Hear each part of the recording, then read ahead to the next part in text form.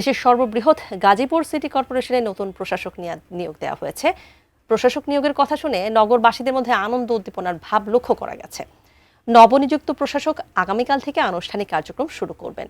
নতুন প্রশাসকের কাছে নগরবাসীর প্রত্যাশা অনেক বেশি। গাজীপুর সিটি কর্পোরেশন থেকে বিস্তারিত জানাচ্ছেন মাজহারুল ইসলাম মাসুম। মাসুম, এই যে সাধারণ মানুষের প্রত্যাশার কথাগুলো বলছিলাম, গাজীপুরের সাধারণ মানুষের উল্লেখযোগ্য যে প্রত্যাশাগুলো, তাদের যে চাওয়াগুলো, সেই বিষয়গুলো একটু আমাদের কাছে বলবেন। তানি, আপনি যেমনটি বললেন যে বাংলাদেশের সর্ববৃহৎ সিটি কর্পোরেশন গাজীপুর 2013 সালে যাত্রা শুরু হয়। এই 2013 সাল থেকে যাত্রা শুরু হওয়ার পর 3 জন মেয়র নির্বাচিত হয়েছেন, কিন্তু কোনো মেয়রই কিন্তু তাদের পূর্ণ মেয়াদ পূর্ণ করতে পারেনি, ফলে উন্নয়ন থেকে বঞ্চিত হয়েছে সাধারণ মানুষ। এরপরে 5ই আগস্টের পর একজনকে প্রশাসক হিসেবে নিয়োগ দেওয়া হয়েছিল, যিনি ঢাকা বিভাগীয় কমিশনার। তার আমলেও কিন্তু মানুষ তাদের এই কাঙ্ক্ষিত সেবা পাননি।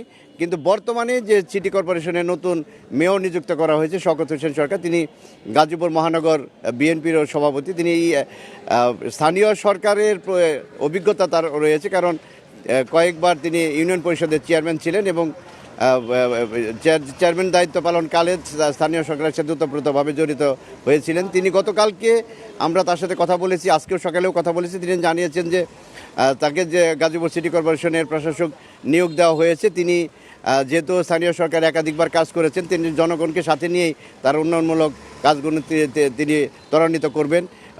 মানুষ যে সেবা থেকে বঞ্চিত হয়েছে, সেবাগুলিও ত্বরান্বিত করার জন্য তিনি তার সর্বাত্মক চেষ্টা তিনি চালিয়ে যাবেন, এমনটি আমাদেরকে জানানো হয়েছে। এবং গতকালকে তিনি একটা বিষয় বলেছেন যে গাজীপুরের যে সবচেয়ে বড় সমস্যা রেল লাইনের উপর দিয়ে যে ওভারব্রিজ, সেটিকে তিনি প্রাধান্য বেশি দিয়েছেন। সেই রেল লাইনের উপরে তিনি ওভারব্রিজের কাজটি প্রথমেই শুরু করবেন বলে আমাদেরকে প্রতিশ্রুতি দিয়েছেন।